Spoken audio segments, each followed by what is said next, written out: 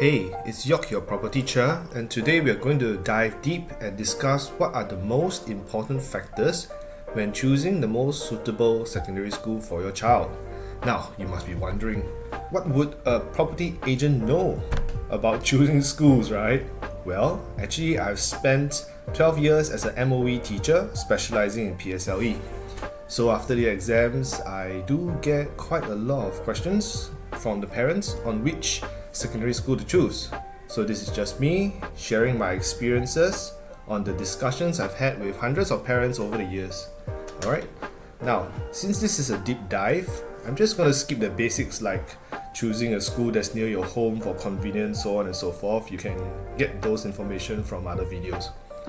Personally, I feel that secondary school is when our teenagers start to explore and create their own unique identity.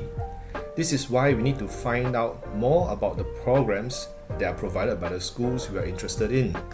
I remember fondly how interesting my Hwa Chong business etiquette enrichment classes were.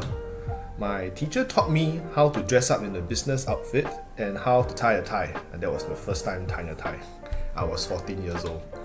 We also had other etiquette classes that taught us how to carry ourselves at the dining table.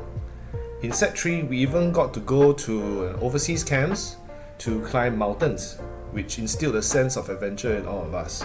So all these programs actually helped me to become a more well-rounded person and not just someone who just memorized textbooks. So try to choose a school with programs that align with your child's future aspirations.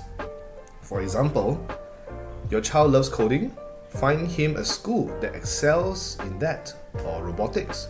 But please make sure it's your child who loves it and not you think your child loves it because you want him or her to love it, yeah? Alright, on to the next point. I also remembered how horrible and stressful O-levels were, so I always tell my students between a weaker IP school and a stronger O-level school, I will always choose the IP school. I spent so much time studying in Set 3 and Set 4 until I really had no time for anything else. 8+ subjects is way too many for a student to handle unless you're a genius like many of my classmates. So as compared to me, my IP students always come back to tell me how relaxed their Set 3 life was. So I'm very envious of them. So it's good to have extra time to explore other aspects of life, I feel, other than just swallowing textbooks all day long, right? Just to get past your O-levels. So if you really can skip O-levels, just skip it. Next, if your child is a boy, I also think it would be a good idea to send him to an all-boys school. This is the time of raging hormones and we boys are so easily distracted by girls, so we may end up prioritizing the wrong things. So for my son, I believe, and all the other boys, I think it would be the best choice to send them to an all-boys school. Also, if your child is a girl though, I'm still quite undecided. My RGS and SENIC students, they always come and tell me that school can be very annoying because it's common to have classmates that can be quite bitchy, and less popular girls may get ostracized. So in that case, if your child is a girl, maybe it's a good idea to send them to a mixed school, if that happens. Now, to CCAs. So unlike primary schools, CCAs in secondary school is compulsory. That's right, you heard me right. Actually, CCAs in primary schools are not compulsory. I always feel like CCA should fulfill a purpose rather than joining for the sake of joining. My Nanyang girl joined the board games club. I think that's great. It's social, it helps you to relax after a long day at school. And by the way, every other Wednesday, the Nanyang students get to have home-based learning and they start school late. If I'm not wrong, it's 8:15 a.m. in the morning.